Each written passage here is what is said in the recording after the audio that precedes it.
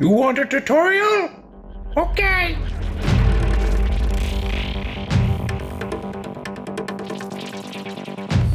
Hello everyone, this is Marco from Evil Dog Films once again with a third tutorial. So this time I'm still trying to make the gun that is a toy, that is a fake, look as realistic as I can. And one of the actors, Giuseppe Calvinisti, mentioned that the tip of the gun should not look like this if it's gonna be believable, you know. So he was right. So it's not working. Oh, I'm using the wrong shortcuts because I'm in After Effects this time, not in Premiere Pro. So yeah, I'm in After Effects, and we're gonna do something about this BB gun, tip of the gun. All right, so basically what the way I did it is I went ahead and searched for let's see, I found an image. Yes, I'm using it maybe without permission, but there's other images you could use.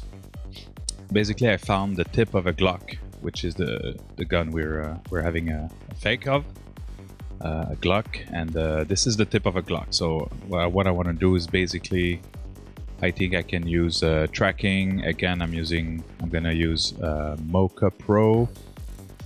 Actually, I could use Mocha AE, and I think I will, because Mocha Pro is giving me some issues sometimes. It seems a little more chunky, a little more resource intensive. So I'm gonna use Mocha AE. So I think it's already there. Because I did the effect before, as usual. I'm not going in blind without knowing what to do and just being a bumbling buffoon while searching how to do it. So I do it first, and then I do it for the tutorial. So I instantiate Mocha AE, and let's go in Mocha first to track our surface. And it's gonna be basically a corner pin where I'll try as best as I can to corner pin a proper hole there. I don't like the language here, corner pinning holes, but that's just my weird brain. Maybe I should delete this. Alright, let's do it.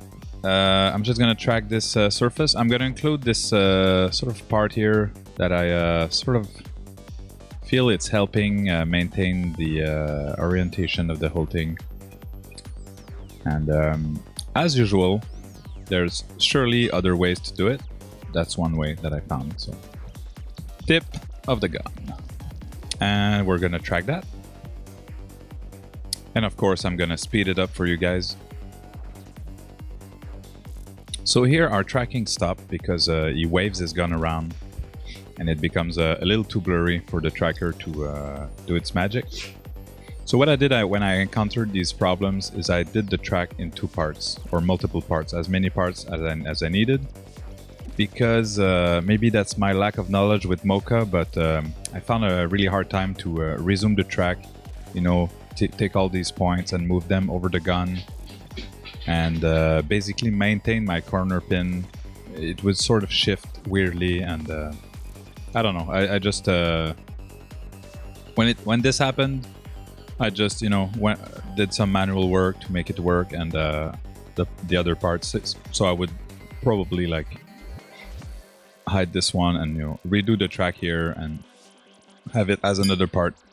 So I'm not gonna do that here. I'll just do that one part. And sort of show you a case where this became a little problematic here and how I fixed it. And you can extend that knowledge to all the rest of the case. So it is a bit of a manual work, and you'll see why. So here it stopped working, so I'll stop my track here. This is the end of the sequence for that track, for that layer. When you want the track to end, you do that. And the next step is basically showing the surface, which is the corner pin that you're gonna use. And I'm gonna basically like sort of encompass the tip that is currently there. Okay, so I'll encompass it here, and I will show also the planar grid, which is gonna show you like pretty much like the orientation of your plane. As you can see, like this does not match the front panel of the gun. So that means the corner pin is not properly aligned. So you're gonna play with it until you have some kind of a plane that one encompasses the graphic you wanna replace, but also that has the right angle on the planar grid that is in purple here. So it's starting to look somewhat in the right sort of direction. I think it's still a bit, the bottom I think is leaned toward us a little bit. So in that case, I think I just need to extend the top one, make it a little larger. So that's pretty much decent. I'm gonna rotate the whole thing a little bit. So to rotate in Mocha, you hold the W key, you hold it, and then you press, and then you sort of extend this until you have a little gizmo here, an handle to rotate the whole thing, and I'll rotate it roughly how the gun is rotated, how the barrel is rotated. So that seems good to me. And if we scroll through, you see like this looks like a decent plane following the front part of the gun. So the purple grid is basically your orientation of your corner pin, and the blue one is the corner pin, the corners of the corner pin. So we save that and we exit. We go back in Premiere Pro, and basically I already did a composition for this, but I'll redo it with you guys. So I take my the image of the Glock, the tip of the Glock. I basically googled like pointed Glock, and it gave me a bunch of image like this one. And so on the I'll bring my layers here so you understand what I do. So that's my so this is the part that is hidden right now. That is the part because I did it before. This is the new one, so I just duplicated this. So the top two layers where I'm working on. So I'm gonna pre-compose this, but I will pre-compose it with all the attributes of the. It's gonna bring the current compositions attribute to the new one. So it's gonna have the same resolution and everything which you need to have a proper corner pin with Mocha. So I'll check open new composition. It's gonna bring me into it. Move that aside. So now we're in the new comp and this image here. So basically we're gonna like scale it up so that all we have in the graphic is the tip. So I'm gonna press Y, and then that's gonna let me bring this origin point here, so that all my subsequent scales are gonna be around that point. I'm gonna do something like that. I'm gonna bring my layers here again. I'm just gonna give you little tips, and maybe like that stuff you already know, but you can, you know, remove this little lock that locks the two scales. You remove it so you can independently scale in width and in height. And so I'm gonna do something roughly like that, and move it a bit upward, you know, center it. So it's not like you scale it, you squish it, you stretch it, just so it fills the whole composition, because the corner pin is gonna bring it back to the proper shape, but pinned to the right surface. So we have this, and of course you're gonna pin it, so you don't want like that big gray square here, a rectangle I mean. So what it will do is just go in here and basically mask the part that we want. So sort of mask it like this. Roughly, you can, you know, do it more or less detailed. I'll let you like fiddle with the end result for you. You're gonna do as many fine details as you need for your thing. I'm gonna go into mask properties to feather it a bit. Maybe like this is 12, probably like 5, just a little feather. And we go back here. So now we have the big, this big tip of the gun that is just covering everything. But as soon as we apply the corner pin, it's gonna work. So we go back to our layer where we did the Mocha thing and go back in tracking data, create track data, select the tip, press OK. It's gonna fill in all the corner pin data for the whole timeline, for the whole animation. And here we select the corner pin. I'm always having issues with support motion blur, so I never use it. Corner pin, layer export to, it's the tip. You could remove, you could rename it so it's clearer when you select it here. But that's my layer with the big barrel tip that we see here. And when I press apply export, it's gonna corner pin my thing, my layer. So now the tip is on the gun. It's covering my old BB gun tip, and now it's like a proper Glock hole. And it sort of feels like it's slightly angled, so maybe you would have to go back in Mocha, you know, change the planar, the surface, so the planar angle is more appropriate to the tip of the gun. But in motion, it might be fine. So we have this, so the tracking works and everything, so it's just like very badly integrated. So what I did in this case is basically, usually when you integrate something else in your footage, it's usually like a mix of, you know, I use the Lumetri color tool and the Gaussian blur. Usually that's what it comes down to. So Gaussian, I'm gonna use that, and Lumetri color. All right, so I'm gonna blur this. Oh, sorry, damn, I didn't put it in the right one. So cut and paste, Gaussian blur on the tip. So just gonna blur it a little bit. I'll start with 5 or something. It's probably more because that part is it's kind of blurry. You know, the face is in focus, but the tip of the gun is kind of blurry. So it's 10 right now, maybe 15. We'll see when we animate. And in the Lumetri, I'll usually, this is like a Blackmagic 4K shot, kind of flat. The color grading is back in Premiere Pro, where this composition will be. So basically, what I'll do is probably like reduce the contrast. No, not that.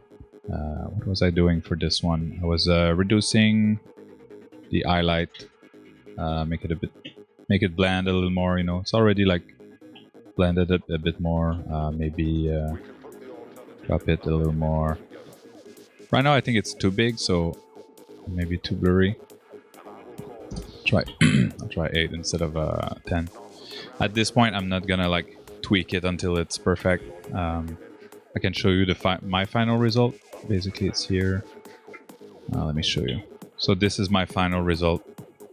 I think I reduced the contrast a little bit or something. What did I do? We can check actually. Yeah, reduce the contrast, reduce the highlight, reduce the white, and pushed up the black a little bit because it's kind of flat profile footage. I didn't want the black to be so black, so I bring up the black a little bit. The blur is 15, so that's my final result. In motion, it's quite good. Of course, if you look at the image and you sort of overanalyze, then yeah, you can find lots of issues. But so yeah, I pushed up. Yeah, with the blacks, I pushed up the black so it's not so black, and reduced the contrast helps here. So yeah, just like you play with this until it feels integrated pretty good. Right now, my issue with it is the hole seems a little too big. I'm not a gun specialist, but it's a little too big. So I will go back here, and on the scale, I will put back the lock on the 2 scales, so that it's gonna scale, you know, in both directions at the same time. So I just reduce it here in the composition. Saving, always save. So go back to the composition, and yeah, now it's a little smaller, like we see more of the edge of the gun. It looks better to me. And so yeah, your little BB gun now looks like a proper you know, menacing Glock hole in your face. So again, you know, tweak more, What I would do usually is when there's motion, I would probably like animate. That's what I did. I animated the blurriness. So when it's like, you know, moving like that, I would, you know, put it up, you know, push it to like 15, you know, 15, 20. And when it stops moving, you know, I bring it down. I try to match like the blur of the motion and everything. You try to match the blur of the scene. So as long as you do that, it's gonna be decently integrated. So now it's way down, so it's not good, but something like this, you know. So when he moves, you know, it's decent. So again, you could tweak the planar angle of the thing in Mocha. So now, like, okay, so I'll get to the part where it gets slightly broken. Not slightly, completely broken. So at some point the track failed, you know. So here I would add more blur to match the motion. But at some point, yeah. So when he went crazy like this, the track completely failed. It screws the corner pin. So what we can do at this point here, what happened when you applied the corner pin is that if I opened, I'm gonna rename it here. So tip. If you open it, you'll see there's an effect, and it's the corner pin, and it's basically all the keyframes of the corner pin are here. So at this point, they're all animated. You can go in there, change it. It's okay.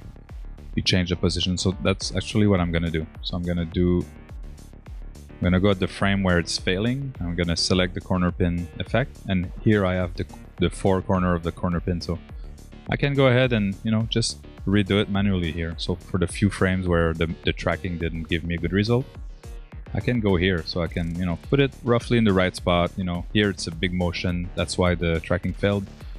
So I can animate my my blur to be way higher here, you know, and sort of blend, you know, that looks good. You can even like animate a directional blur that could even look better.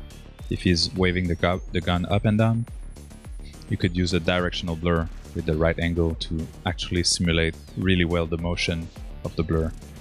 So and that's what I would do. So here, you know, it's failed again. So I would just go here and, you know, put it back where it should be.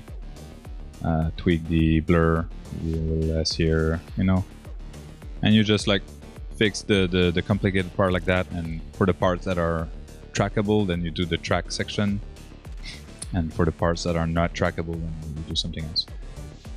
You do manual fixes like that. And yeah, something like that. So you just gotta be careful. If you do like another tracking section with a different corner pin, you're probably better like duplicating your tip composition. So this composition here, when you switch to another tracking with another corner pin, it's not gonna be the same. So maybe you'll need to have a duplicate of that composition. You know, that one here, sorry, I went in the composition. So this, you want a duplicate of that because to tweak it independently for the other corner pin, because maybe the other corner pin was a bit tighter. You could, you know, fix the corner pin in Mocha for the other section, or you know, just duplicate this thing and, you know, tweak it a little bit. Oh, this corner pin is slightly larger, so I can, you know, scale it a bit down for that part. So anyway, you can figure this stuff out. Now we're in the details of the implementation, but yeah, I think you have the general idea of what I did. And if I show you again the final result, I think it looks pretty good. Yeah, that's this. You know, it's not perfect. If you stop at each frame and you start like being super nitpicky, sure, you're gonna find that it's not perfect, but you know, you can see that when he moves, you know, I sort of animated the blur, so it's more or less blurry. So that part, like, you know, it's yeah, I moved the thing, I blurred it out, you know, blur again. When it becomes stable, I reduce the blur manually and resume. So I had, for this one, I had the 4, I can show you here. I had 4 parts of tracking with some manual fixes here and there. So, you know, you do what you can. Again, maybe there's way better ways. you know, if you see this video, you have a much better way to do this, you know, just let me know. I like the Mocha tracking, you know, it keeps the angle of the surface really well, so that's what I tried to do, and it worked pretty well. So that's it for today. How to turn your cheap gun into a realistic gun in post. I hope you liked it. If you do like it, you know, like, subscribe, comment, and check my films, check my other tutorials, and I'll see you in the next thing that I upload. Be safe, stay creative, bye bye.